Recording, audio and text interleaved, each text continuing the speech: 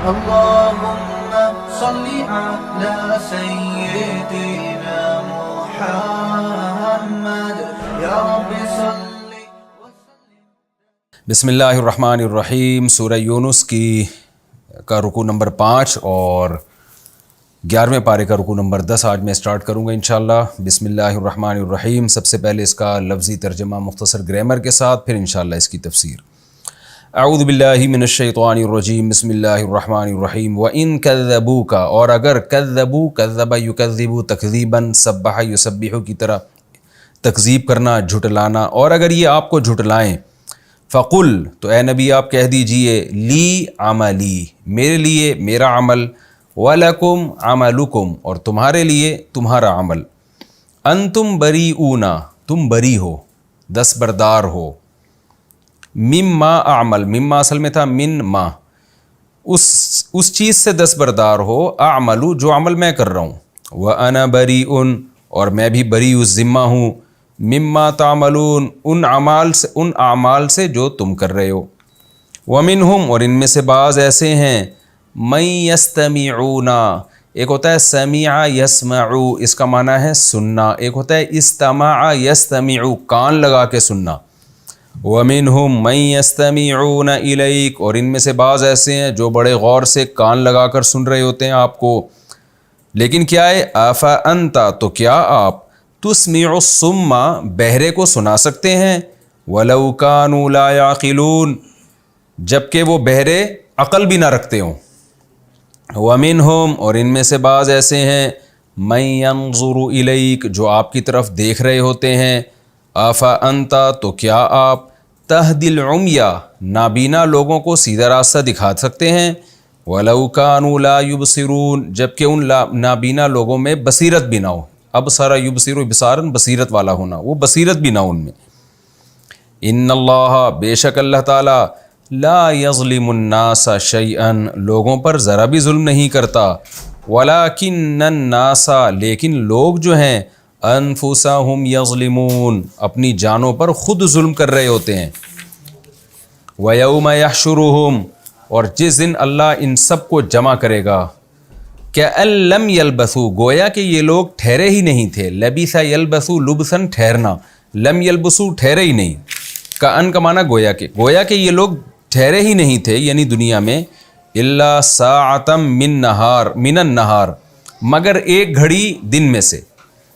یعنی جس دن اللہ ان کو جمع کرے گا قیامت کے دن، تو حالت ایسی ہوگی گویا یہ لوگ دنیا میں دن کے تھوڑے سے حصے میں ٹھہرے تھے. یہ اتنا چھوٹا ان کو لگے گا، دنیا کا ٹائم جو پوری زندگی ہے وہ بہت چھوٹی لگے گی.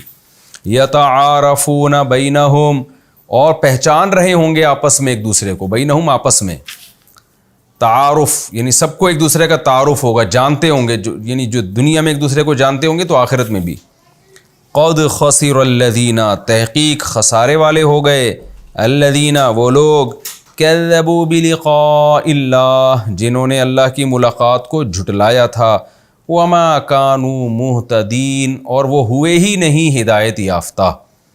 مہتدی کا معنی ہدایت یافتہ ہونا، سیدھے راستے پہ وہ چلے ہی نہیں. وَإِمَّا، اور اگر، اما اصل میں تھا ان کا معنی اگر، ما زائد ہے اس میں تو ملا کے اما بنا دیا. وَإِمَّا، اور اگر، نُورِيَنَّكَ، ارا یری اراءتن، اصل میں تھا ارآیا یرئیو ارآین، اکرم یکرمو کی طرح پڑھا جاتا ہے ارا یری، اس کا معنی دکھانا. کئی بار یہ لفظ ڈیفائن کر چکا ہوں میں. وَإِمَّا، اور اگر، نُورِيَنَّكَ، نون تاکید کے لیے آخر میں لگا دیا، اگر ہم آپ کو دکھا دیں، بعض الذی نعیدہم، اس چیز کا کچھ حصہ، اس چیز کا بعض دکھا دیں، نعیدہم، جس کا ہم ان سے وعدہ کر رہے ہیں. وعدہ یوعدو کو پڑھا جاتا ہے وعدہ یعیدو، تو نوعدو تھا اصل میں، ہم وعدہ کر رہے ہیں، نعیدو پڑھا جاتا ہے. اگر ہم ان کو اس میں سے کچھ بعض حصہ دکھا دیں جس کا ہم ان سے وعدہ کر رہے ہیں، وہ وعدہ کیا کر رہے ہیں، عذاب کا. اگر ہم چاہیں تو ان کو جو عذاب کا ہم وعدہ کر رہے ہیں اس میں سے کچھ حصہ دنیا میں ہی دکھا دیں. او نتوفینک، یا ہم آپ کو وفات دے دیں. نتوفا اصل میں توفا یا توفا، اس کو بھی میں کئی بار بتا چکا ہوں نا، اس کے میں ڈیفائن کر چکا ہوں اس لفظ کو کیا مطلب ہوتا ہے. تو یہاں وفات مراد ہے، موت مراد ہے.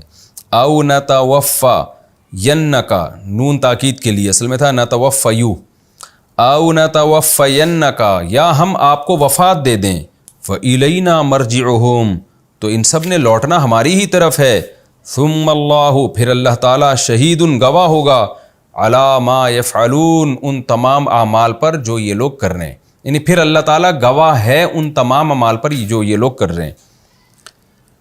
تفسیر میں ڈیٹیل آئے گی انشاءاللہ اس کی۔ وَلِكُلِّ أُمَّةٍ اور ہر امت کے لیے رسول ایک رسول ہوتا ہے، فَإِذَا جَاءَ رَسُولُهُمْ پس جب وہ رسول آ جائے، قُضِيَ بَيْنَهُمْ تو اس امت کے درمیان فیصلہ کر دیا جاتا ہے بالقسط انصاف کے ساتھ، وَهُمْ لَا يُظْلَمُونَ اور ان پر ظلم نہیں کیا جاتا، وَيَقُولُونَ اور یہ لوگ کہتے ہیں مَتَى هَذَا الْوَعْدُ کب ہوگا یہ وعدہ، یعنی جو عذاب کا وعدہ ہے یہ کب ہوگا، ان کنتم صادقین اے مسلمانوں اگر تم سچے ہو تو بتاؤ یہ کب آئے گا عذاب۔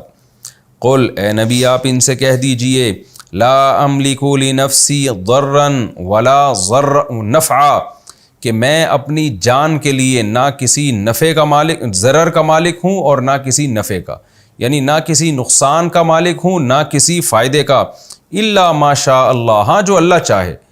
کچھ اللہ نے ہر ایک کو اختیارات دیے ہوئے ہیں، وہ اسباب کے تحت ہیں، وہ جس قدر اللہ نے اختیارات دیے ہوئے ہیں وہ اتنے اختیارات کا میں مالک ہوں، اسباب کے درجے میں جو اختیارات ہوتے ہیں۔ لِكُلِّ أُمَّةٍ ہر امت کے لیے اجل ایک وقت متعین ہے، یعنی اس کے ختم ہونے کا، اس کے موت کا یا اس کے عذاب کا ایک وقت متعین ہے۔ اذا جاء اجلهم جب ان کا وہ وقت آ جاتا ہے، فلا يستأخرون تو وہ تاخیر نہیں کر سکتے، استأخر یستأخر استخرج یستخرج کی طرح اس کا معنی تاخیر کرنا، فلا يستأخرون ساعة تو وہ ایک گھڑی بھی تاخیر نہیں کریں گے، ولا يستقدمون استقدام قدوم سے یعنی قدیم سے کہ پہلے ہونا کسی چیز کا، ولا يستقدمون اور نہ وہ اس سے پہلے ہو سکتے ہیں، یعنی جب ان کا وقت مقرر آ جائے گا تو ایک منٹ بھی نہ وہ لوگ اس عذاب سے پیچھے جائیں گے نہ آگے جائیں گے۔ پیچھے جانے کا مطلب کیا ہے؟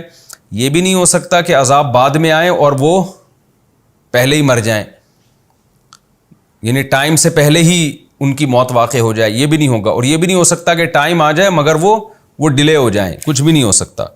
اس کو عام سادہ ترجمہ اس کے کیا جاتا ہے کہ جب ان کا وقت متعین آ جائے گا تو ایک منٹ بھی آگے پیچھے نہیں ہو سکتے وہ۔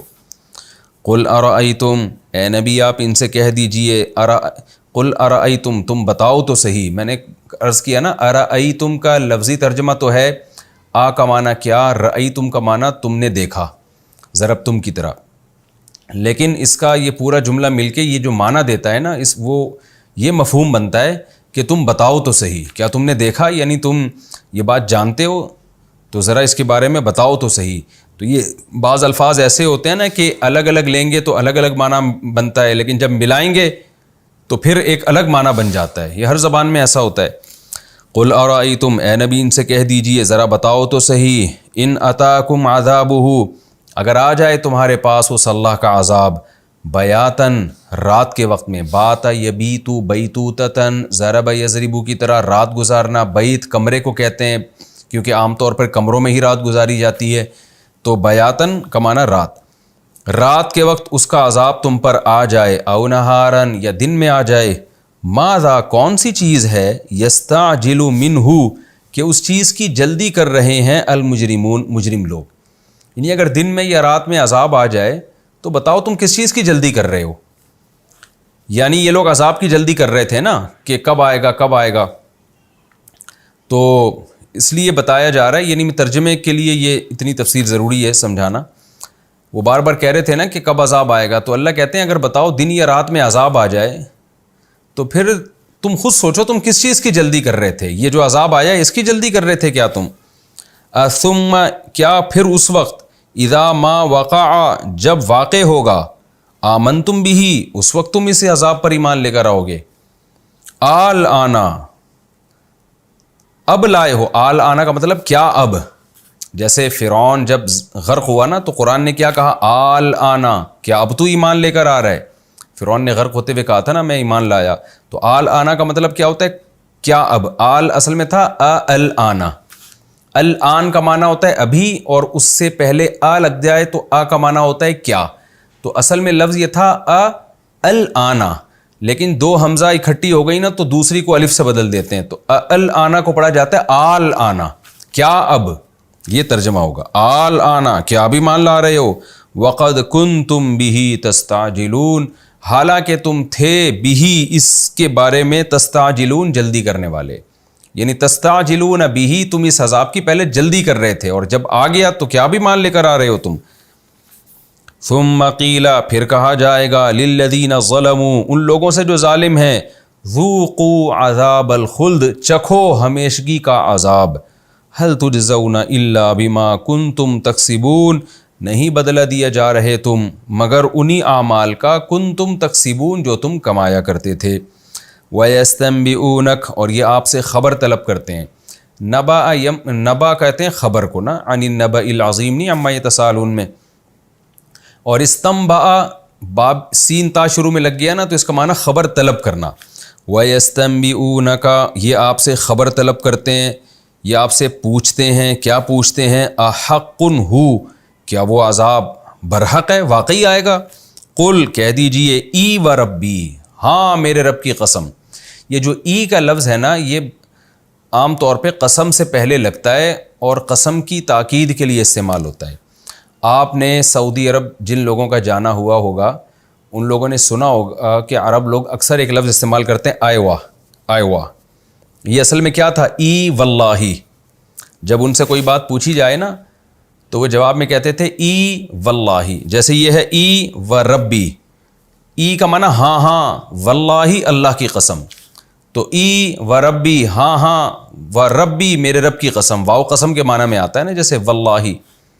تو وہ عربی میں ای واللہ آہستہ آہستہ جو ہے نا چینج ہوتے ہوتے ای واللہ ای ایوا بن گیا. وہ شارٹ کر دیا انہوں نے ایوا. اب آپ سعودی عرب جائیں تو عرب کہہ رہے ہوتے ایوا، ان سے کوئی بات پوچھو کیا ایسا ہے، وہ کہیں گے ایوا. تو یہ اصل میں لفظ تھا ای واللہ، جو جدید عربی میں نا اس کو کانٹ چھانٹ کے انہوں نے شارٹ بنا دیا. ایسے بہت سارے الفاظ عربوں نے بہت ہی گھما گھما کے گول کر دیے ہیں. وہ لکھتے ہوئے پھر صحیح لکھتے ہیں، وہ لوگ لکھیں گے تو ای واللہ ہی لکھیں گے. تو قل ای و ربی، کہہ دیجیے ہاں ہاں میرے رب کی قسم، انہ لحق، بے شک یہ سچ ہے، یہ حق ہے، یعنی عذاب کا وقوع برحق ہے. وما انتم بمعجزین، اور تم نہیں ہوگے اس کو ہرانے والے، یعنی اللہ کو تم ہرا نہیں سکتے ہو، یہ عذاب آ کے رہے گا. یہ ہمارا رکوع کا لفظی ترجمہ مختصر گرامر کے ساتھ. آسان رکوع ہے، میں نے بتایا یہ مکی صورت ہے، اس میں زیادہ تر آخرت کی باتیں، جنت جہنم، اس میں زیادہ ڈیٹیل نہیں ہوتی، بس موٹیویشن ہوتی ہے، آخرت کا خوف دل میں ڈالا جاتا ہے، آخرت کے دلائل دیے جاتے ہیں. تو قرآن کہہ رہا ہے وَإِن كَذَّبُوكَ، اس سے پہلے رکوع میں قرآن نے دلائل دیے تھے کہ یہ اللہ کا کلام ہے. اگر تم یہ کہتے ہو کہ یہ نبی نے گھڑ لیا ہے تو تم بھی گھڑ لو، ساری دنیا کے انسانوں کو جمع کرو اور اس جیسی ایک صورت بنا کے لے آؤ. تو یہ کیسے پاسبل ہے کہ ایک شخص جو امی ہے، لکھنا پڑھنا نہیں جانتے، وہ ایسا کلام کر رہے ہیں کہ تمہارے سارے شاعر اس سے عاجز آ جائیں؟ یہ کیسے ممکن ہے؟ اور اسی پہ قرآن نے کہا تھا وَمَا كَانَ هَذَا الْقُرْآنُ أَن يُفْتَرَى مِن دُونِ اللَّهِ، یہ قرآن گھڑا جا ہی نہیں سکتا ہے، یہ تو تصدیق کر رہا ہے تورات اور انجیل کی. اس کے مضامین وہی ہیں جو تورات اور انجیل کے ہیں، یہ ایک ہی ذات سے نکلا ہوا کلام ہے. تو اس طرح پھر توحید کے دلائل دیے تھے پچھلے رکوع میں. ان دلائل کی اتمام حجت کے طور پہ اللہ تعالیٰ کہتے ہیں کہ ان سب باتوں کو سننے کے بعد بھی وَإِن كَذَّبُوكَ، اے نبی اگر یہ پھر بھی آپ کو جھٹلائیں تو آپ ان سے بحث ختم کر دیں. یہ ظاہر ہے مخصوص قسم کے مشرکین سے خطاب کا کہا جا رہا ہے، کیونکہ نبی نے پھر ان سے بحث ختم کر کے دوسروں سے شروع کر دی، ان کو سمجھانا شروع کر دیا. یعنی بتایا جا رہا ہے کہ ان پہ اپنا ٹائم ویسٹ نہ کریں، بلکہ آپ ان کو کیا کہیں وَإِن كَذَّبُوكَ، یہ سب کچھ سننے کے بعد بھی اگر یہ آپ کا انکار کریں فَقُلْ، تو آپ کیا کہہ دیں لی عملی، میرے لیے میرا عمل، وَلَكُمْ عَمَلُكُمْ، تمہارے لیے تمہارا عمل ہے. کیا مطلب؟ مجھے میرے عمل کے ساتھ چھوڑ دو، مجھے اپنی تبلیغ کرنے دو، تم اگر ایمان نہیں لاتے تو نہ لے کر آؤ، میں زبردستی نہیں کر رہا، لیکن مجھے زبردستی فورس نہ کرو کہ میں تبلیغ نہ کروں. میرے ایک کانسیپٹ ہے، میرا ایک نظریہ ہے، میری ایک رائے ہے اور میرا ایک عقیدہ ہے، تو میں اس کا پابند ہوں، میں تمہارے عقیدے کا پابند نہیں ہوں.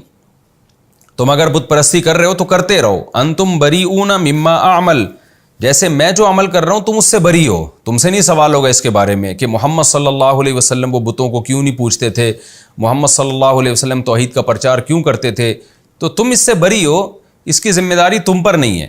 وَأَنَا بَرِيءٌ مِّمَّا تَعْمَلُونَ, اور تم جو کچھ کر رہے ہو میں بھی اس سے بری ہوں, میں اس کا ذمہ دار نہیں ہوں. تم جو بتوں کی عبادت کر رہے ہو اور باپ دادا کی غلط رسومات میں پیروی کر رہے ہو, تو جیسے اس کا ذمہ دار میں نہیں ہوں تو ایسے ہی میں جو کچھ کر رہا ہوں تم بھی اس کے ذمہ دار نہیں ہو. تو پھر بحث کیسی ہماری؟ یعنی یہ جملہ اصل میں اس وقت کہا جا رہا ہے کہ بھائی تم بات نہیں مانتے تو ٹھیک ہے, تمہارا ایک کانسیپٹ ہے, لیکن میرا کانسیپٹ ہے تو میں تمہارا کانسیپٹ قبول کیسے کر لوں؟ اپنی رائے زبردستی مجھ پہ کیوں مسلط کر رہے ہو؟ تو جس نے میری بات پہ یقین کرنا ہوگا کر لے گا, مجھے آزاد چھوڑ دو. جس نے تمہاری بات کو فالو کرنا ہوگا تمہاری بات کو فالو کر لے گا. تو ہم دونوں ایک دوسرے کے عمل کے ذمہ دار تھوڑی ہیں, کیونکہ جب کوئی کسی عمل کا ذمہ دار ہوتا ہے نا تو پھر وہ روکنے کا اہل بھی ہوتا ہے. مثال کے طور پر آپ کے دفتر میں آپ کا ایک امپلائی ہے, وہ کوئی چوری کرتا ہے, تو آپ کا آفس اور آپ کے جو ہے نا وہ باس پہ بات آتی ہے, تو وہ کیا کرے گا کہ بھائی میں یہاں دفتر کے اندر جو کچھ بھی ہو رہا ہے میں اس کا ذمہ دار ہوں, یہاں کوئی غیر قانونی کام نہیں ہونا چاہیے, کیونکہ تم نے کیا تو جہاں تم پکڑے جاؤ گے میں بھی پکڑا جاؤں گا. تو ایسے موقع پہ اس باس کو یہ رائٹ ہوتا ہے کہ وہ اپنے ماتحت پہ سختی کرے. تو کوئی بھی ایسا کام جس کا اثر دوسرے پہ پڑ رہا ہو تو اس دوسرے کو یہ اجازت ہوتی ہے کہ دوسرے آدمی کو زبردستی روک لے.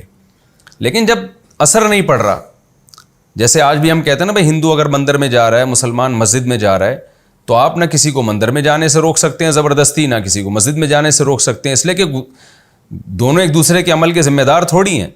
میں زبردستی کسی ہندو کا جب مندر سے روکوں گا کہ جب میرا یہ عقیدہ ہو کہ یہ اگر مندر گیا تو قیامت میں میری ٹھکائی ہوگی, تو ظاہر ہے میری کیوں ٹھکائی ہوگی, وہ جانے, اللہ اس سے قیامت کے دن پوچھے گا. اور ہندو مجھے مسجد سے جانے سے اس وقت روکے کہ اس کا یہ عقیدہ ہو کہ اگر میں نے مسلمان کو مسجد جانے دے دیا تو قیامت کے دن میری پکڑائی ہوگی, تو ظاہر ہے کوئی کسی کے عمل کا ذمہ دار نہیں ہے. تو یہ بحث ختم کرنے کے لیے اور نبی صلی اللہ علیہ وسلم کو جو ٹارچر کرتے تھے, مذاق اڑاتے تھے, زبردستی آپ کی دعوت میں رکاوٹ بن رہے تھے, اس خط کو ختم کرنے کا یہ اسلوب قرآن نے اختیار کیا کہ اے نبی اتنے دلائل سننے کے بعد بھی اگر یہ آپ کا انکار کرتے ہیں تو آپ ان سے کہہ دیجئے میرے لیے میرا عمل اور تمہارے لیے تمہارا عمل, تم اس عمل سے بری ہو جو میں کر رہا ہوں اور میں اس عمل سے بری ہو جو تم کر رہے ہو. یہ ایسے ہی ہے جیسے قل یا ایھا الکافرون میں تھا نا کہ لکم دینکم ولی دین, تمہارے لیے تمہارا دین میرے لیے میرا دین. ومنہم من یستمعون الیک, یہ تو وہ لوگ تھے جو بات سننا ہی پسند نہیں کر رہے تھے. قرآن نے کہا کچھ ان میں سے ایسے بھی ہیں من یستمعون الیک, جو صرف سنتے نہیں ہیں بلکہ کان لگا کے سن رہے ہوتے ہیں, یعنی دیکھنے کی حد تک. اگلی آیت سے پتہ چلتا ہے کہ اس سے وہ لوگ مراد ہیں جو دیکھنے میں ایسا لگتا ہے کہ بڑے غور سے سن رہے ہیں, لیکن ان پر ذرہ برابر اثر نہیں ہوتا, کیونکہ ان کی مثال بہروں کی ہے, وہ دل کی آنکھیں کھول کے سنتے ہی نہیں ہیں, اوپر سے سن رہے ہوتے ہیں بس. وَمِنْهُمْ مَنْ يَسْتَمِعُونَ إِلَيْكَ, ان میں سے کچھ ایسے ہیں جو غور لگا کے آپ کی بات سن رہے ہوتے ہیں, یعنی ایسا لگتا ہے کہ جیسے بڑی غور سے آپ کی طرف انہوں نے کان لگایا ہوا ہے, لیکن ان کو بھی ہدایت نہیں ملتی. تو ظاہر اس سے نبی اور پریشان ہوتے تھے کہ وہ لوگ جو سن ہی نہیں رہے ان کو ہدایت نہ ملے. تو سمجھ میں آتا ہے کچھ ایسے بھی کافر ہیں جو ایسا لگتا ہے کہ یہ کان لگا کے غور سے بات سن رہے ہیں, تو ان کو ہدایت کیوں نہیں مل رہی؟ تو اس کا قرآن نے جواب دیا افانت تسمع الصم, اے محمد صلی اللہ علیہ وسلم تو کیا آپ بہروں کو سنا سکتے ہو؟ بہرا جتنا بھی قریب لے آئے نا کان کو, اس کو پھر بھی سنائی نہیں دیتا. تو یہ دل کی آنکھوں کے لحاظ سے بہرے ہیں, یہ سنتے ہیں اوپر سے, دل میں قبول کرنے کی نیت سے یہ سنتے ہی نہیں ہیں. تو کیا آپ بہروں کو سنا سکتے ہیں؟ وَلَوْ كَانُوا لَا يَعْقِلُونَ, اگر وہ بہرے ایسے ہوں کہ عقل بھی نہ ان میں. بعض دفعہ بہرے کو آپ سناتے ہیں, سنائی نہیں دیتا, لیکن عقل سے کام لے کے نا سمجھ جاتا ہے, لپسنگ سے سمجھ جاتا ہے, اشاروں سے سمجھ جاتا ہے کہ سامنے والا کیا کہنا چاہتا ہے. اب اگر بہرا بھی ہے اور عقل بھی کام نہیں کر رہی تو اس بہرے کو بات سمجھانا تو ناممکن ہے.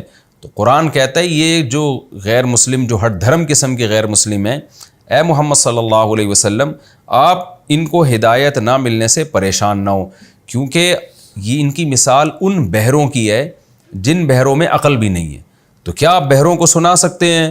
وَلَوْ كَانُوا لَا يَعْقِلُونَ, جبکہ ان بہروں میں عقل بھی نہ ہو. وَمِنْهُمْ مَنْ يَنظُرُ إِلَيْكَ, اور ان میں سے کچھ ایسے ہیں جو آپ کو دیکھ رہے ہوتے ہیں۔ اس سے نبی یہ سمجھ بیٹھتے ہیں کہ شاید اب ان کو ہدایت مل جائے گی، مجھے بڑے غور سے دیکھ رہے ہیں۔ دیکھنے کا مطلب یہی ہے کہ جب ظاہر ہے دیکھتا ہے انسان تو سنتا بھی ہے۔ تو قرآن کہہ رہے نا نا نا نا نا افا انت تہدی العمی، کیا آپ اندھوں کو سیدھا راستہ دکھا سکتے ہیں کیا؟ اندھے کو کہاں دکھایا جا سکتا ہے، ہدایت دی جا سکتی ہے کہ یہ سیدھا راستہ، اس کو تو نظر ہی نہیں آ رہا بیچارے کو۔ وَلَوْ كَانُوا لَا يُبْصِرُونَ، جبکہ اس اندھے میں بصیرت بھی نہ ہو۔ بعض دفعہ ایک شخص نابینا ہوتا ہے مگر اس میں اللہ نے دل کی آنکھیں ایسی اس کی کھولی ہوئی ہوتی ہیں کہ وہ بھی اشاروں سے اور کچھ اپنی چھٹی حص استعمال کر کے کچھ نہ کچھ ٹریس کر لیتا ہے کہ سامنے والا کیا دکھانا چاہ رہا ہے مجھے۔ لیکن اللہ کہتے ہیں یہ ایسے لوگ ہیں کہ ان کی بصیرت کی آنکھیں بھی بند ہو چکی ہیں، تو اس لیے ان کے دیکھنے یا ان کے سننے سے آپ متاثر نہ ہوں۔ اندھے اور بہرے ہیں، اس میں آپ کو گناہ نہیں ہوگا، یہ خود ان کے اندر یہ عیب ہے۔ نبی صلی اللہ علیہ وسلم کو یہ بھی فکر ہوتا تھا نا، فکر ہوتی تھی کہ شاید میری دعوت میں کوئی کمی ہے، میرے اخلاص میں شاید کوئی کمی نہ ہو، یا میرے جذبے میں شاید کوئی کمی ہے جس کی وجہ سے ان پر اثر ہی نہیں ہو رہا۔ تو آپ بہت ٹینشن میں آتے تھے، کیونکہ ظاہر ہے اللہ نے آپ کو آخری نبی بنایا اور آپ کے ذمہ دعوت کا عظیم کام لگایا، اور اللہ نے یہ بھی کہا وَإِن لَّمْ تَفْعَلْ فَمَا بَلَّغْتَ رِسَالَتَكَ، قرآن میں دوسرے مقام پہ آتا ہے کہ اے نبی آپ اللہ کا پیغام پہنچائیے، اگر آپ نے پہنچانے میں کمی کی تو پھر اللہ یہی سمجھے گا آپ نے رسالت کا حق ادا نہیں کیا۔ تو یہ دھمکیاں بھی قرآن میں نازل ہو چکی ہیں۔ تو اب آپ سوچئے کہ نبی پہ کیا گزرتی ہوگی، دل پہ آرے چلتے ہوں گے کہ میں اللہ کو کیا جواب دوں گا۔ تو اس لیے اللہ اپنے حبیب صلی اللہ علیہ وسلم کو تسلیاں دیتا ہے کہ یہاں آپ کی دعوت میں کوئی کمی نہیں ہے، اصل میں سامنے جو مجمع آپ کے سامنے آ کے بیٹھ گیا ہے وہ اندھے اور بہرے ہیں، اور ایسے اندھے اور بہرے جن کی نہ بصیرت کی آنکھیں ہیں اور نہ جن کی عقل کام کر رہی ہے۔ اب سوال پیدا ہوتا ہے اللہ تو نے لوگوں کو ایسا اندھا بہرا بنا کیوں دیا کہ جن کی عقلوں پہ مہر لگ گئی ہو؟ یہ بھی تو اللہ ہی کرتا ہے نا یہ کام۔ قرآن میں ہے نا ختم اللہ علی قلوبہم، اللہ نے ان کے دلوں پہ اسٹیمپ لگا دی ہے، مہر لگا دی ہے۔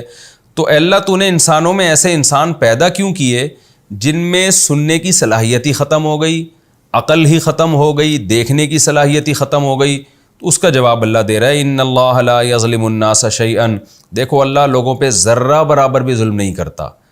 یہ جان کر زبردستی اللہ نے ایسا نہیں کیا کہ ان کے اندھا بہرا بنا دیا، وَلَكِنَّ النَّاسَ أَنفُسَهُمْ يَظْلِمُونَ، لیکن لوگ ہی اپنی جان پہ ظلم کرتے ہیں۔ کیا مطلب؟ انہوں نے ایسی بدعمالیاں کی ہیں کہ اپنے دل کی حالت کو انہوں نے خود چینج کر دیا ہے۔ ایک حد ہوتی ہے نا، انسان حق کا انکار کرتے کرتے ہر دھرم ہو جاتا ہے، پھر اس میں غیرت ہی ختم ہو جاتی ہے، وہ جذبہ ہی ختم ہو جاتا ہے حق کو قبول کرنے کا۔ آج تو دن رات ایسے لوگ ہمیں نظر آتے ہیں کہ آپ ان کے سامنے دلائل کے انبار لگا دیں لیکن بھینس کے آگے بین بجانے والی بات ہوتی ہے۔ تو وہ خود ان کی بدعمالیاں کر کر کے ایسا دل سخت ہو چکا ہوتا ہے۔ تو اللہ کہتے ہیں میں ظالم نہیں ہوں، یہ لوگ خود ظالم ہیں، اپنی حالت انہوں نے خود ایسی کر دی ہے۔ وَيَوْمَ يَحْشُرُهُمْ كَأَن لَّمْ يَلْبَثُوا إِلَّا سَاعَةً مِّنَ النَّهَارِ، آج دنیا میں یہ قیامت کے وقوع کا انکار کر رہے ہیں۔ دنیا میں یہ کہہ رہے ہیں کہ نہیں قیامت نہیں آئے گی، محمد صلی اللہ علیہ وسلم جو کہتے ہیں کہ دوبارہ زندہ ہونا ہے، تو نہ ہم مر گئے مٹی ہو کے ختم، تبھی تو شرک کر رہے ہیں یہ لوگ۔ اللہ کے سامنے جواب کا احساس ہوتا تو سوچتے کہ ہم صحیح کر رہے ہیں کہ غلط کر رہے ہیں۔ لیکن اللہ کہتے ہیں کہ جس دنیا کے پیچھے یہ آخرت کا انکار کر رہے ہیں، کیونکہ آخرت مانیں گے تو دنیا کی لذتیں چھوڑنی پڑیں گی، صحیح عقیدہ اختیار کرنا پڑے گا۔ تو جس دنیا کے پیچھے یہ آخرت کا انکار کر رہے ہیں وہ دنیا آخرت کے مقابلے میں بہت تھوڑی ہے، اس حالت کو اللہ نے یہاں بیان کیا۔ وہ کیا ہے؟ وَيَوْمَ يَحْشُرُهُمْ، جس دن اللہ ان کو قیامت کے دن جمع کرے گا، كَأَن لَّمْ يَلْبَثُوا، ایسے ہو جائیں گے گویا کہ یہ دنیا میں رہے ہی نہیں، إِلَّا سَاعَةً مِّنَ النَّهَارِ، مگر یہ کہ دن کے تھوڑے سے حصے میں۔ یعنی ان کو ایسا لگے گا کہ اللہ نے ہمیں زندگی 24 گھنٹے کی بھی نہیں دی۔ یہ مضمون بھی قرآن میں کئی جگہ بیان ہوا ہے کہ آپس میں ایک دوسرے سے پوچھ رہے ہوں گے إِن لَبِثْتُمْ إِلَّا قَلِيلًا، بھائی بتاؤ ہم دنیا میں کتنے دن رہے تھے؟ کوئی کہے گا ایک دن رہے، کوئی کہے گا آدھے دن رہے۔ یعنی آخرت کا اتنا طویل دن ہوگا نا، اتنی طویل زندگی ہوگی آخرت کی، اس کے مقابلے میں یہ دنیا کی زندگی 24 گھنٹے سے بھی کم لگ رہی ہوگی۔ تو اس پہ ان کو حسرت ہوگی کہ اتنی چھوٹی سی حیات کے لیے، اتنی چھوٹی سی حیات اور زندگی کو بنانے کے لیے ہم نے اتنی بڑی آخرت کا کیسے سودا کر لیا۔ تو قرآن اس کو کہتا ہے وَيَوْمَ يَحْشُرُهُمْ، جس دن اللہ ان کو جمع کرے گا، كَأَن لَّمْ يَلْبَثُوا، ایسے ہو جائیں گے گویا رہے ہی نہیں دنیا میں مگر ایک چھوٹی سی گھڑی دن کے وقت کی، يَتَعَارَفُونَ بَيْنَهُمْ، اور ایک دوسرے کو پہچان بھی رہے ہوں گے، اسی وجہ سے ایک دوسرے سے سوالات بھی کریں گے۔ قرآن میں دوسرے مقام پر آتا ہے ایک دوسرے سے پوچھیں گے یار تم بتاؤ ہم دنیا میں کتنے رہے، کیونکہ جب ایک دوسرے سے اپنا غم شیئر کرتے ہیں نا تو حسرت اور بڑھتی ہے، تو وہ غم شیئر کریں گے ایک دوسرے کے ساتھ کہ بتاؤ تم کتنا رہے، وہ کہے گا ہم بھی تھوڑے سے رہے تھے، ہم بھی تھوڑے سے، تو ایک دوسرے کو کہیں گے پہچان کے نا، پہچاننے کے بعد ایک دوسرے سے کہیں گے کہ یار ہم نے کتنی بڑی حماقت کی ہے کہ اس چھوٹی سی دنیا کے پیچھے ہم نے اتنی بڑی آخرت کو تباہ کر دیا۔ آگے قرآن کہہ رہا ہے قد خسر الذین کذبوا بلقاء اللہ، واقعی خسارے میں چلے گئے وہ لوگ جنہوں نے اللہ کی ملاقات کا انکار کیا۔ دنیا میں رہ کر آخرت کا انکار کر کے کیا خسارہ کیا؟ چھوٹی سی زندگی کی خاطر اس آخرت کو برباد کر دیا۔ وما کانوا مہتدین، اور پھر یہ ہدایت یافتہ نہیں ہوئے۔ آخرت کو مان لیتے تو پھر سیدھے راستے پہ چلنے کی توفیق ملتی، کیونکہ آخرت ہی سے کے عقیدے سے ہی انسان کو موٹیویشن ملتی ہے۔ آخرت کا انکار کر لیا پھر تو وہ گمراہی کے راستے کھلے ہوئے ہیں۔ وَإِمَّا نُرِيَنَّكَ بَعْضَ الَّذِي نَعِدُهُمْ، اب جب بھی قیامت کی بات آتی تھی، قیامت سے متعلق آیتیں نازل ہوتی، فوراً مشرکین کہہ لیتے بھئی قیامت میں کیوں، ابھی عذاب لے آؤ نا، ابھی عذاب لے آؤ۔ پھر نبی صلی اللہ علیہ وسلم غمزدہ ہوتے تو اللہ نے اس کا جواب نازل کیا کہ اللہ چاہے تو جو آخرت میں عذاب آنا ہے اس کا کچھ حصہ دنیا میں بھی لا سکتا ہے، اور چاہے تو نہیں بھی لا سکتا۔ اور اے نبی آپ جو ان کے درمیان موجود ہیں، اگر ان پر عذاب نہیں بھی آیا تو آپ پر تو وفات آ جائے گی، اللہ آپ کو ان سے ہٹا لے گا، اٹھا لے گا، آپ نے بھی ہمیشہ ان میں نہیں رہنا ہے، لہذا آپ بھی ہمیشہ ان کے طعنے نہیں سنیں گے۔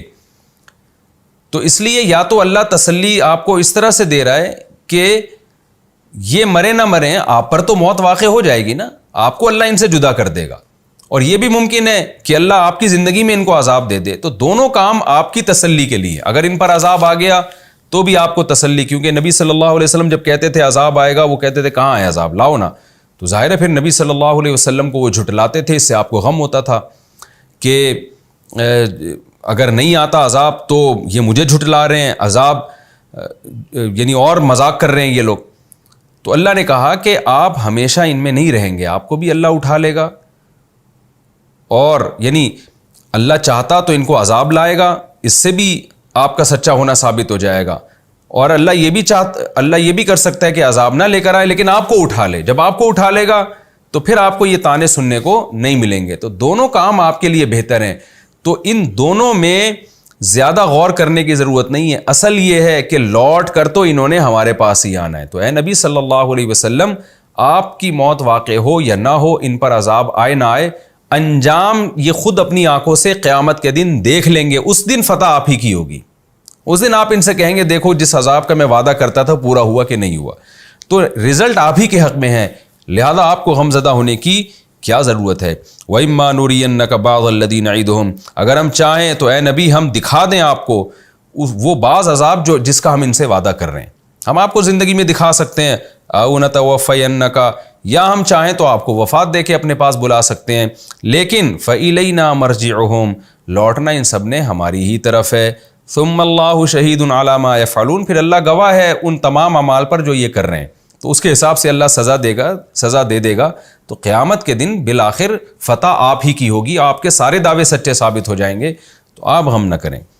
اور اگلی آیت میں کیا کہا کہ رہا یہ مسئلہ کہ یعنی یہ جو مان رہے ہیں نا کہ عذاب نہیں آئے گا، تو اس کا قرآن نے اگلی آیت میں اور واضح انداز میں جواب دیا، وَلِكُلِّ أُمَّةٍ الرَّسُولُ، ہر امت کے لیے ایک رسول ہوا کرتا ہے، فَإِذَا جَاءَ رَسُولُهُمْ، جب وہ رسول آ جاتا ہے، قُضِيَ بَيْنَهُمْ بِالْقِسْطِ، تو اس امت کے درمیان انصاف کے ساتھ فیصلہ کر دیا جاتا ہے، وَهُمْ لَا يُظْلَمُونَ، اور ان لوگوں پر ظلم نہیں ہوتا، جتنا گناہ ہوتا ہے ویسی ہی سزا ان کو دے دی جاتی ہے۔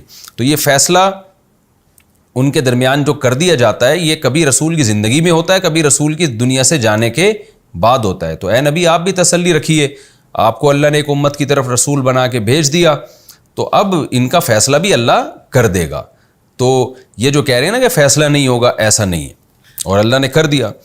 یہاں ایک اشکال ہوتا ہے کہ یہ جو قرآن میں آتا ہے وَلِكُلِّ أُمَّةٍ رسول، ہر امت کے لیے ایک رسول ہے، لیکن قرآن کی اور دیگر آیتوں سے پتہ چلتا ہے کہ ہر قوم میں رسول نہیں آیا۔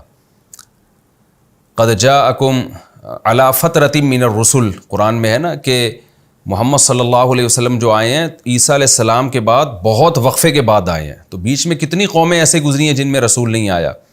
تو اس لیے علماء نے اس کے دو مفہوم بیان کیے ہیں اس آیت کے۔ ایک مفہوم تو یہ ہے کہ یہاں امت سے مراد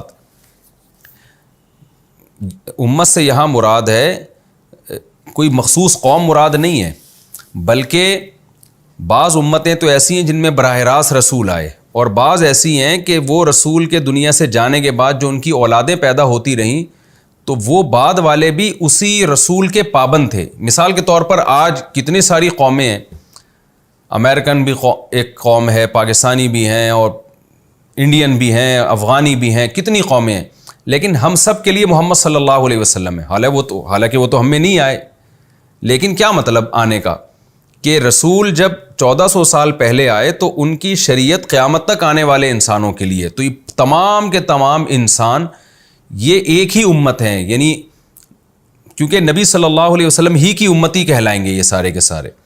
تو اس معنی میں اللہ نے ہر قوم میں رسول بھیجا۔ اس سے پتہ چلا کہ حضرت عیسیٰ علیہ السلام بنی اسرائیل میں آئے تو بنی اسرائیل کے جو ہمارے نبی تک جتنے پیغمبر تھے، جتنے بنی اسرائیل کے لوگ تھے، وہ سارے عیسیٰ علیہ السلام کے پابند تھے، ان کی شریعت کے۔ تو ایک مفہوم تو یہ بیان کیا گیا ہے۔ دوسرا مفہوم یہ بیان کیا گیا، اس سے لِكُلِّ أُمَّةٍ سے مراد مخصوص قسم کی امتیں، وہ امت جس کو اللہ نے شریعت کے تفصیلی احکام کا مکلف بنانا چاہا۔ ایسی امتوں میں سے ہر امت میں رسول آیا۔ کچھ امتیں ایسی ہیں جن کو اللہ نے تفصیلی احکام کا مکلف بنانا ہی نہیں چاہا، جیسے کہ یہ مسئلہ عقیدے کی کتابوں میں لکھا ہوتا ہے نا کہ بہت سے لوگ ایسے ہیں جن میں کو نہ پیغمبر خود آئے نہ پیغمبر کی تعلیمات وہاں پہنچیں۔ آج بھی دنیا میں ہو سکتا ہے بہت سارے علاقوں میں ایسے لوگ ہوں کہ جن کو نبی صلی اللہ علیہ وسلم کے بارے میں علم ہی نہ ہو۔ تو ایسے لوگوں کے بارے میں جو راجح قول ہے وہ یہ ہے کہ ان سے شریعت کے بارے میں سوال نہیں ہوگا، ان سے صرف عقیدہ توحید کے بارے میں سوال ہوگا، کیونکہ توحید کا عقیدہ یہ عقل سے ثابت ہے، باقی کسی چیز کا ان سے سوال نہیں ہوگا۔ تو پھر اس آیت پر اشکال ہوگا کہ اللہ تو کہتے ہیں میں نے ہر امت میں رسول بھیجا ہے۔ جب ہر امت میں رسول ہے تو پھر ایسی قومیں بھی تو دنیا میں ہیں جن سے یعنی شریعت کے بارے میں سوال ہی نہیں ہوگا، کیونکہ ان تک رسول کی تعلیمات ہی نہیں پہنچی۔ تو پھر اس آیت کا مطلب کیا ہوگا کہ اس یہاں امت سے وہ امت مراد ہے جن کو اللہ شرعی احکام کا مکلف بنانا چاہتا ہے، تو ان سے پھر پوری شریعت کی بھی یعنی ان سے سوال ہوگا، شریعت کے دیگر احکام کا، نماز کا، روزے کا، حج کا، زکوٰۃ کا، یہ سب چیزوں کا ان سے سوال ہوگا۔ تو پھر اس سے تمام امتیں مراد نہیں ہیں، مخصوص قسم کی امتیں جن میں رسول کی تعلیمات پہنچیں۔ تو یہ دو تفسیریں اس کی گئی ہیں۔ خیر خلاصہ اس آیت کا یہ ہے کہ جب بھی رسول آتے ہیں یا ان کی تعلیمات پہنچتی ہیں تو پھر اللہ تعالیٰ حق کے ساتھ فیصلہ کر دیتے ہیں، یعنی یہ فیصلہ دنیا میں دلائل کی دنیا میں کرتے ہیں اور آخرت میں پریکٹیکلی کر دیں گے۔ دنیا میں دلائل کی دنیا میں کیسے، یعنی دلائل سے، حجت سے اللہ تعالیٰ باطل کا باطل ہونا ثابت کر دیتے ہیں، اس طرح سے فیصلہ ہوتا ہے۔ اور عملی فیصلہ وہ بہرحال قیامت کے دن ہوگا، جس میں نافرمانوں کو سزا اور فرمانبرداروں کو جزا دی جائے گی۔ قل ارأیتم ان اتاکم وَيَقُولُونَ مَتَىٰ هَٰذَا الْوَعْدُ إِن كُنتُمْ صَادِقِينَ، اور یہ کہتے ہیں یہ وعدہ کب پورا ہوگا اگر تم سچے ہو۔ قُل لَّا أَمْلِكُ لِنَفْسِي ضَرًّا وَلَا نَفْعًا، اے نبی آپ ان سے کہہ دیجئے میں اپنے نفع اور نقصان کا مالک نہیں ہوں۔ کیا مطلب؟ تم کہہ رہے ہو کب قیامت آئے گی، کب وعدہ پورا ہوگا، تو میں کوئی عالم الغیب تھوڑی ہوں، میں تو بشر ہوں، بشر نفع اور نقصان کا مالک نہیں ہوتا۔ جو عالم الغیب ہوتا ہے نا اس کو تو کبھی نقصان ہو ہی نہیں سکتا، اسے پتہ ہے کل یہ ہو جائے گا تو پہلے سے ہی احتیاط کر لو، جبکہ میں تو تم دیکھ رہے ہو نفع نقصان کا مالک ہی نہیں ہوں، تو اس کا مطلب مجھے فیوچر کا علم نہیں ہے۔ تو یہ اس طرح سے ثابت کیا جا رہا ہے کہ علم غیب کی نفی۔ تو جب میرے پاس علم ہی نہیں ہے تو مجھے کیا پتا کہ کب قیامت آئے گی۔ الا ماشاء اللہ، ہاں اتنا مالک ہوں جتنا اللہ نے اختیار دیا ہوا ہے۔ وہ اسباب کے درجے میں تو کچھ نہ کچھ اختیار اللہ نے انسانوں کو دیا ہوا ہوتا ہے، تو جتنا انسانوں کے پاس اختیارات ہوتے ہیں وہی میرے پاس بھی ہیں، اس سے زیادہ میں مالک نہیں ہوں۔ لکل امت اجل، لیکن ایک بات میں جانتا ہوں کہ ہر امت کے لیے اللہ نے ایک وقت متعین کیا ہوا ہے، اس سے زیادہ اللہ اس کو مہلت نہیں دیتے۔ اذا جاء اجلہم، جب وہ وقت مقرر آ جاتا ہے، فلا یستأخرون ساعۃ ولا یستقدمون، تو پھر ایک سیکنڈ بھی وہ آگے پیچھے نہیں ہو سکتے. تو تمہارے ساتھ بھی ایسا ہوگا. قل ارأیتم ان اتاکم عذابہ بیاتا او نہارا، اے نبی آپ ان سے کہہ دیجئے تم جس عذاب کی جلدی کر رہے ہو، بار بار کہہ رہے ہو کب آئے گا کب آئے گا، تو یہ سوال ہی اس لیے پوچھتے تھے کہ جلدی کیوں نہیں آ رہا. تو اے نبی آپ ان کو بتائیے کہ بتاؤ تو صحیح، اگر اللہ کا واقعی میں عذاب دن میں یا رات میں کسی ٹائم پہ آ جائے تو ماذا یستعجل منہ المجرمون، تو بتاؤ مجرم لوگ کس چیز کی جلدی میں چاہ رہے ہیں. یعنی جب عذاب آئے گا تو پھر میں تم سے پوچھوں گا اس کی جلدی میں چاہ رہے تھے تم، تو اس بات کا بھی تو خطرہ ہے کہ ابھی آ جائے. ٹھیک ہے اصل وعدہ تو قیامت کا ہے، لیکن امکان تو ہے نا کہ اللہ پہلے ہی دے دے. تو پھر اس بات سے تمہیں ڈرنا چاہیے کہ واقعی میں اگر آ گیا تو ہم پھر یہی کہیں گے کہ یار یہ مجرم لوگ تم کس چیز کی جلدی کر رہے تھے. یہ ایسا ہی ہے نا کہ آپ کسی کو تنگ کرنے کے لیے کہہ رہے ہو کہ تو بھائی مجھے سزا کب دے گا، کسی بڑے آفیسر کو آپ پولیس والے کو کہہ رہے ہو بھائی تو مجھے کب ٹارچر کرے گا کب ٹارچر کرے گا، تو وہ کیا کہے گا بھائی جب میں کرنا شروع کر دوں گا تو خود سوچ کے پھر تو کیا سوچے گا کہ یار میں اس کی جلدی میں چاہ رہا تھا، میں اس کی جلدی طلب کر رہا تھا. تو یہ بھی ایک الگ انداز سے مشرکین کو سمجھایا جا رہا ہے، انسانوں کو سمجھایا جا رہا ہے کہ عذاب کے بارے میں یہ سوال مت کیا کرو کہ کب آئے گا. عذاب ایسی چیز ہے اس سے ڈرو اور بچنے کی کوشش کرو. بار بار یہ نہ پوچھو کہ یہ کوئی مہمان نہیں ہے، کوئی گفٹ نہیں ہے جس کے بارے میں پوچھا جائے کہ جی وہ کب آ رہا ہے. جیسے کوئی آپ کا محبوب آنے والا ہو نا تو بار بار آپ گھڑی دیکھ رہے ہوتے ہیں کب آئے گا کب آئے گا. تو یہی انداز مشرکین کہتے ہیں کہ اگر آ گیا تو پھر خود سوچو یہ وہ چیز تھی جس کی تم جلدی میں چاہ رہے تھے، اس وقت یہ تم سوچو گے. تو اس لیے یہ مت کہو کہ کب آئے گا کب آئے گا، یہ سوال مت کیا کرو. ثم اذا ما وقع، کیا پھر اس وقت جب یہ واقع ہو جائے گا آمنتم بھی، اس عذاب پر تم ایمان لے کر آؤ گے. یعنی تم تو یہ کہہ رہے ہو جلدی عذاب آئے نا تاکہ ہم اپنی آنکھوں سے دیکھ لیں. تو اللہ کہتے ہیں کیا جب آ جائے گا اور تم اپنی آنکھوں سے دیکھ لو گے تو کیا اس وقت ایمان لے کر آؤ گے؟ تو کیسی بے وقوفی والی باتیں کر رہے ہو. اگر دیکھ کے ایمان لے ہی آؤ گے تو اس ایمان کا کیا فائدہ ہوگا؟ تو اس وقت اللہ تم سے کیا کہے گا؟ آل آنا، یعنی یقال لہم، یہ محذوف ہے، ان سے کہا جائے گا آل آنا، اب ایمان لے کر آ رہے ہو. وقد کنتم بہ تستعجلون، اس سے پہلے تو تم عذاب کی جلدی مچایا کرتے تھے مذاق اڑانے کی نیت سے. تو پھر کوئی اس وقت ایمان معتبر نہیں ہوگا. تو ایمان جب ہی معتبر ہے جب عذاب آئے بغیر اس پر ایمان لے آؤ کہ آئے گا، پہلے یقین کر لو.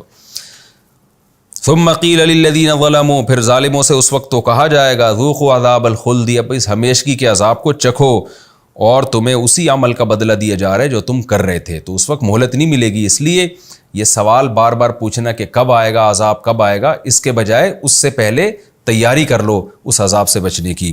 وَيَسْتَنْبِئُونَكَ أَحَقٌّ هُوَ، اور پھر اے نبی پھر یہ مذاق اڑاتے ہوئے آپ سے پوچھتے ہیں کہ کیا واقعی یہ عذاب سچا ہے. یہ بہت یعنی بدتمیز قسم کے لوگ تھے جو بار بار نبی کو ٹارچر کرتے تھے. اتنی آیتیں نازل ہونے کے بعد بھی کیا کہہ رہے ہیں؟ احق ہو، کیا واقعی وہ عذاب سچا ہے. یہ جب کسی کا بہت مذاق اڑاتے ہیں نا آپ اور طنزیہ لہجہ اختیار کرتے ہیں، ضد اور ہٹ دھرمی والا راستہ اختیار کرتے ہیں، تو پھر یہ طرز ہوتا ہے. تو اتنا کچھ کہنے کے بعد پھر وہ مذاق میں کہتے تھے احق ہو، کیا واقعی وہ سچا ہے.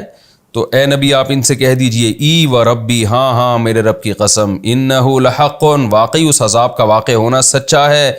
لیکن اب تم مذاق اڑا رہے ہو. وما انتم بمعجزین، جب آئے گا نا اس وقت تم اللہ کو ہرا نہیں سکتے. ابھی اڑا لو جتنا مذاق اڑانا ہے اور ایسے طنزیہ سوالات کرتے رہو بیٹھ کے، لیکن جب آئے گا اس وقت تم اللہ کو ہرا نہیں سکتے. یہ رکوع ہمارا کمپلیٹ ہو گیا، آسان ہے، اس کے خلاصے کی بھی کوئی خاص ضرورت نہیں ہے میرا خیال ہے. تو یہ تو ترغیب کی آیتیں ہیں، دل بنانے والی آیتیں ہیں. کیسے نبی صلی اللہ علیہ وسلم کا مکالمہ ہو رہا ہے مشرکین کے ساتھ، ادھر اللہ آیتیں نازل کر رہا ہے، ادھر مشرکین کے سوالات کو بھی اللہ قرآن کا حصہ بنا رہا ہے تاکہ ہمیں بھی پتہ چلتا رہے کہ کیسے کیسے ضدی اور ہٹ دھرم لوگ تھے، کیا کیا سوال کر رہے تھے، اور قرآن نے کتنے سیدھے اور سادہ صاف ستھرے انداز میں لوگوں کی مینٹل لیول پہ آ کے ان سے کلام کیا اور کیسے ان کو سمجھایا. اللہ تعالی ہمارے عقیدوں کو مضبوط کرے اور اس عذاب سے پہلے ہمیں اس عذاب سے بچنے کی تیاری کی توفیق عطا فرمائے. یہ ہمارا رکوع کمپلیٹ ہوا. انشاءاللہ اگلے ایپیسوڈ میں ہم سورہ یونس کا رکوع نمبر 6 اور 11ویں پارے کا رکوع نمبر 11 انشاءاللہ ہم اسٹارٹ کریں گے. اللہ تعالیٰ سمجھنے کی عمل کی توفیق عطا فرمائے. وما علینا الا البلاغ.